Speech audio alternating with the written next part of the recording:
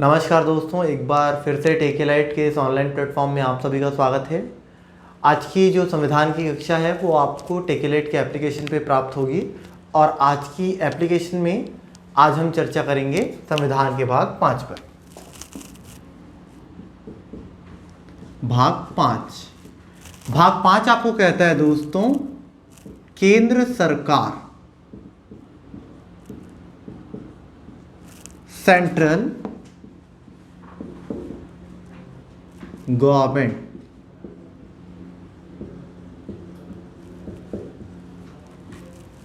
क्या कहते हैं? Central government. सेंट्रल गवर्नमेंट का ये जो डिस्कस है आपके साथ, ठीक है, संविधान ये डिस्कस आपके साथ करेगा अनुच्छेद 52 से लेकर के अनुच्छेद 151 तक। अनुच्छेद 52 से लेकर के अनुच्छेद 151 तक भारतीय संविधान आपसे केंद्र सरकार के संबंध में डिस्कस करेगा। केंद्र सरकार के बारे में सबसे पहले पढ़ने से पहले मैं एक चीज बता देता हूं आपको। सरकार, एक शब्द आया है सरकार, तो सबसे पहले हम इसी शब्द को जान लेते हैं कि इसका अर्थ आखिर क्या होता है ना। तो सरकार एक ऐसी संस्था है, सरकार एक ऐसी संस्था है जिसके द्वारा किसी क्षेत्र में संपूर्ण शासन का क्या किया जाता है? संचालन किया जाता है। तो ऐसी संस्था जिसके द्वारा किसी क्षेत्र में संपूर्ण शासन व्यवस्था का संचालन किया जाता है, उस संस्था को हम कहते हैं सरकार। याद रखिए दोस्तों, भारत में सरकार की संसदीय शासन व्यवस्था है। सरकार की कैसी शासन व्यवस्था है? संसदीय शासन व्यवस्था है। और ये जो संसदीय शासन व्यवस्था है सरकार की, उसे हमने ब्रिटेन के संविधान से ग्रहण किया है। सरकार का कैसा शासन व्यवस्था है? संसदीय।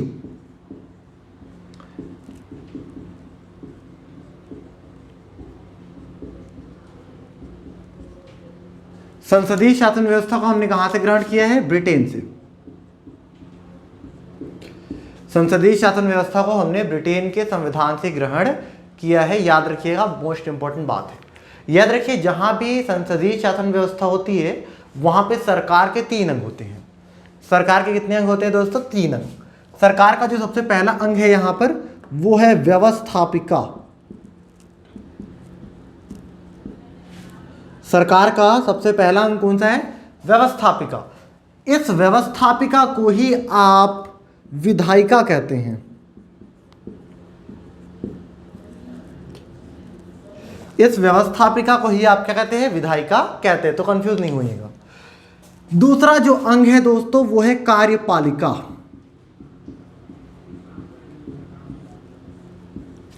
ये दूसरा अंग कौन सा है? कार्यपालिका। और ये जो तीसरा अंग होगा दोस्तों, वो है न्यायपालिका। न्यायपालिका। तो जहां भी सरकार संसदीय शासन व्यवस्था के अंतर्गत संचालित की जाती है, वहां पे सरकार के 3 अंग होते हैं। सरकार का पहला अंग क्या है? व्यवस्थापिका।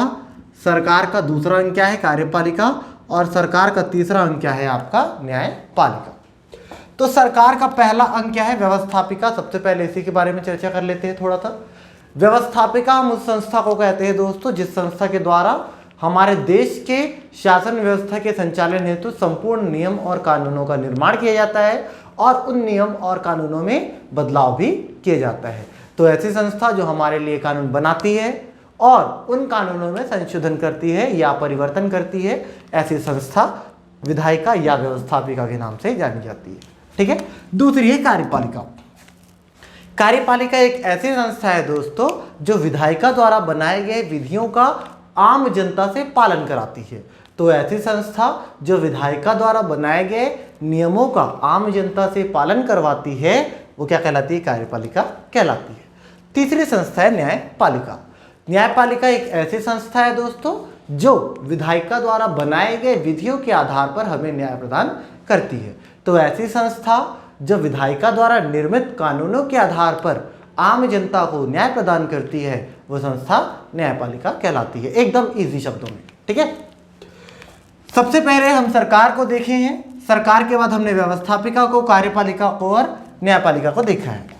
तो केंद्र सरकार के अंतर्गत व्यवस्थापिका, कार्यपालिका और न्यायपालिका की चर्चा आपको देखने को मिलेगा।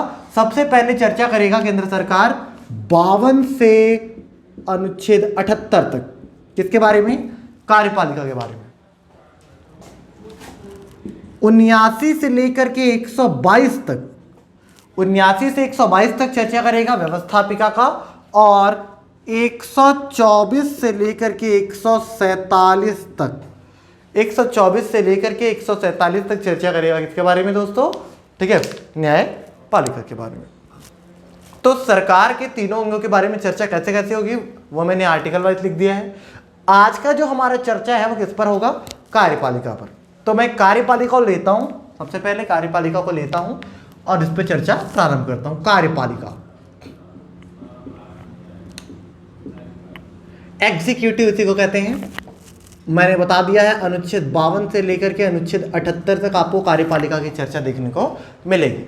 कार्यपालिका एक ऐसी संस्था है जो विधायिका के द्वारा बनाए गए विधियों का आम जनता से पालन करवाती है। कार्यपालिका का विभाजन दो भागों में करते हैं। कार्यपालिका का विभाजन कितने भागों में करते हैं? दो भागों में। कार्यपालिका का पहला जो भाग है वो राजनैतिक कार्यपालिका है।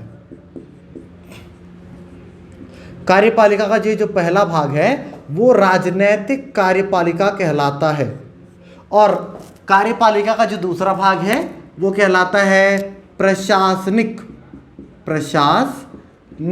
कार्यपालिका।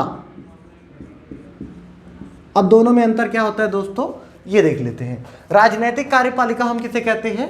उस कार्यपालिका को हम राजनैतिक कार्यपालिका कहते हैं जिस कार्यपालिका में सदस्य हम जनता द्वारा प्रत्यक्ष अथवा अप्रत्यक्ष रूप, ठीक है, हम जनता द्वारा प्रत्यक्ष अथवा अप्रत्यक्ष रूप से चुन के आते हैं, और 5 साल के लिए ये आती हैं, और 5 साल के बाद जनता के विश्वास के बाद ये पुनः आ जाते हैं अपने पद पर, और यदि जनता इन पर विश्वास नहीं करती तो ये पद त्याग देती है। मतलब क्या, 5 साल तक हमने क्या दिया है? एक बार हमने वोट दिया है तो 5 साल चुनाव चलेगा, है ना।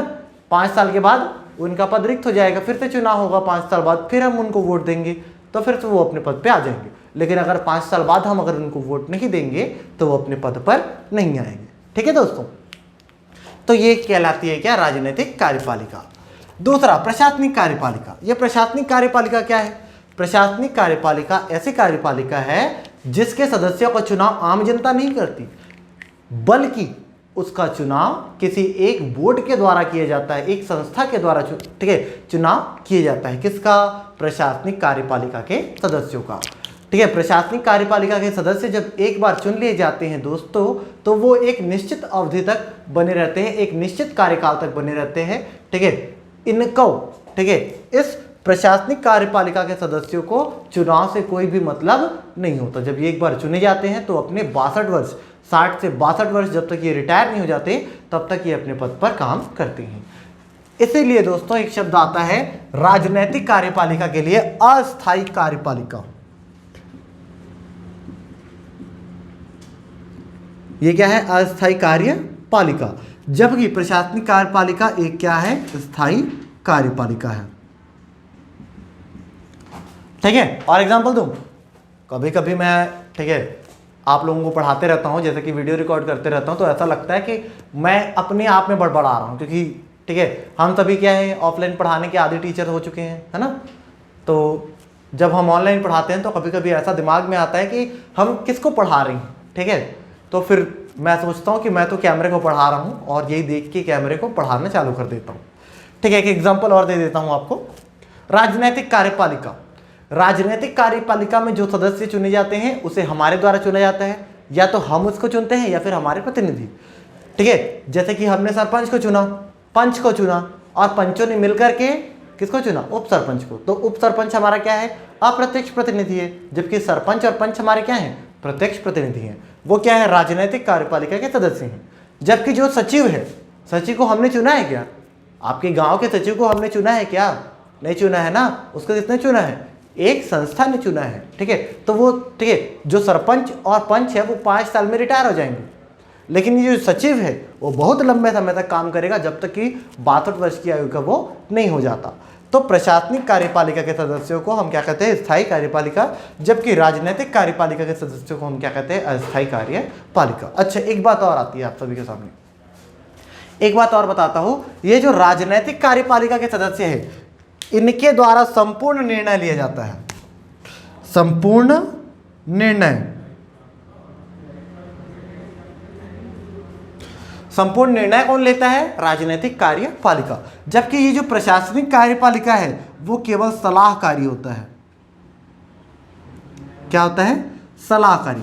तो प्रशासनिक कार्यपालिका सलाहकारी संस्था है, जबकि राजनीतिक कार्यपालिका एक निर्णय लेने वाली संस्था है। तो ये बात याद रखिएगा। अच्छा, एक चीज और, इसमें कौन कौन सम्मिलित होते हैं, है ना?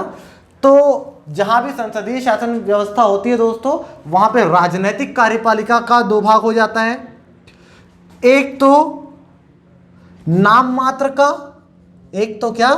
नाम मात्र का राजनीतिक कार्यपालिका अधिकारी, और दूसरा वास्तविक।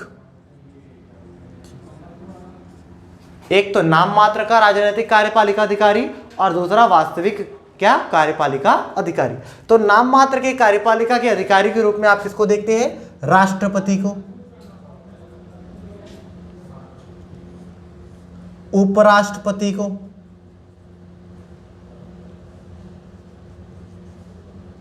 है ना? जबकि वास्तविक राजनीतिक कार्यपालिका के अधिकारी के रूप में आप किसको देखते हैं? आप देखते हैं प्रधानमंत्री को।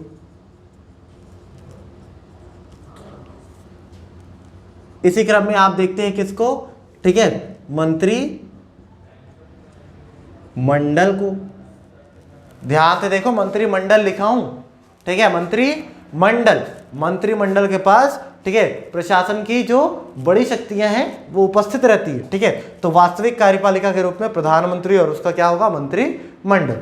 जबकि नाम मात्र की राजनीतिक कार्यपालिका के रूप में राष्ट्रपति और उपराष्ट्रपति। अच्छा, इधर भी आ जाते हैं प्रशासनिक कार्यपालिका में। ठीक है, प्रशासनिक कार्यपालिका के सदस्य के रूप में कौन रहते हैं? जितने भी आपके भारत सचिव रहते हैं, है ना, ऊपर की पोस्ट पे जितने भी आपके कलेक्टर रहते हैं, और नीचे आऊंगा तो डिप्टी कलेक्टर आ जाएगा, और नीचे आ जाऊंगा तो आपका एसडीएम आ जाएगा। ठीक है, खाकी में आऊंगा तो एसपी आ जाएगा, डीएसपी आ जाएगा, है ना, टीआई आ जाएगा, थानेदार आ जाएगा। ठीक है, और सबसे नीचे अगर मैं चले जाऊंगा तो आपके ग्राम का ग्राम सचिव आ जाएगा। ठीक है, ये सभी क्या है? प्रशासनिक कार्यपालिका के सदस्य हैं। प्रशासनिक कार्यपालिका के सदस्य एक संस्था द्वारा चुने जाते हैं और इनका, ठीक है, जो कार्यकाल है वो चुनाव प्रभावित नहीं करता। कोई भी चुनाव इनके कार्यकाल को प्रभावित नहीं कर सकता। किसके कार्यकाल को? प्रशासनिक कार्यपालिका के कार्यकाल को। ठीक है दोस्तों, तो ये है कार्यपालिका का विभाजन राजनीतिक कार्यपालिका और प्रशासनिक कार्यपालिका में। तो आज हम कार्यपालिका की चर्चा में राजनैतिक कार्यपालिका पर क्या करेंगे? डिस्कस करेंगे। और राजनैतिक कार्यपालिका के नाम मात्र की कार्यपालिका पर सबसे पहले हम डिस्कस करेंगे, क्योंकि आर्टिकल नंबर जो 52 है वो कहता है भारत का एक राष्ट्रपति होगा। तो हम इसी से चर्चा चालू कर लेते हैं।